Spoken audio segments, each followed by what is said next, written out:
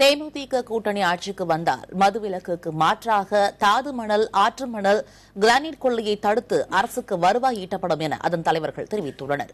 அதிமுகவும் திமுகவும் தமிழகத்தின் அடிப்படை பிரச்சினைகளை கூட தீர்த்து வைக்காததால் அவற்றை மக்கள் புறக்கணிக்க வேண்டும் என்றும் அவர்கள் வலியுறுத்தியுள்ளனர்.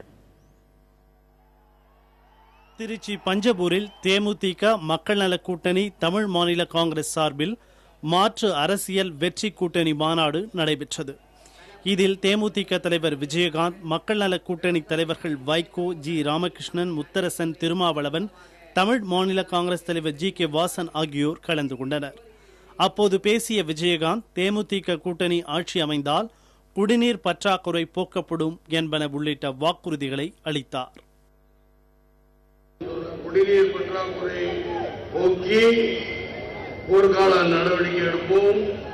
குடிசை வீடுகளுக்கு பதிலாக கல்வீடு கட்டித்தரும் கல்வீடு கட்டி வேலை வாய்ப்பு கல்வீடு கட்டி தமிழ்நாட்டின் குடிசைகள் இல்லாத மாநிலமாக்குவோம்.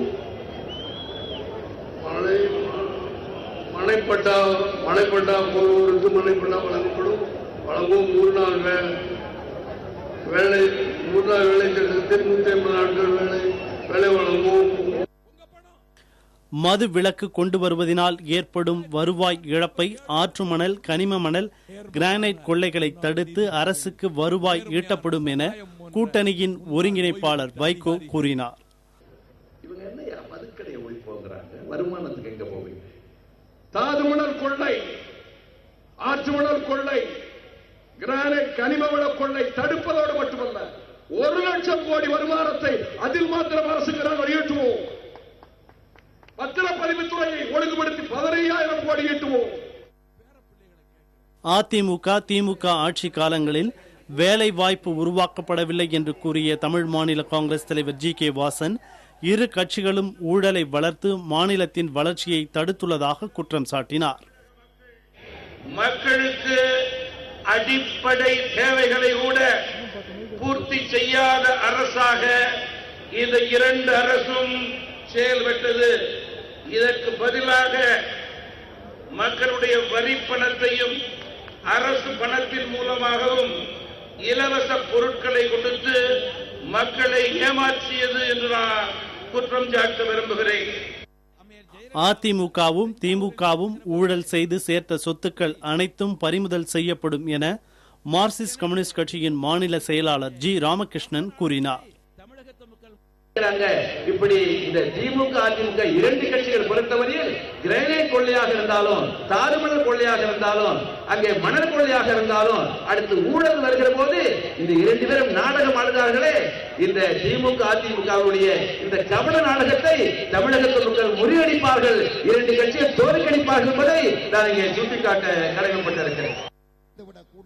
முதலமைச்சர் ஜெயலலிதாவும் திமுக தலைவர் கருணாநிதியும் வாக்களித்த மக்களுக்கு துரோகம் செய்துவிட்டதாக விமர்சித்த இந்திய கம்யூனிஸ்ட் கட்சியின் மாநில செயலாளர் முத்தரசன், தேமுதிக கூட்டணி ஆட்சி அமைந்தால் இயற்கை வளங்கள் பாதுகாக்கப்படும் என வாக்குறுதி அளித்தார்.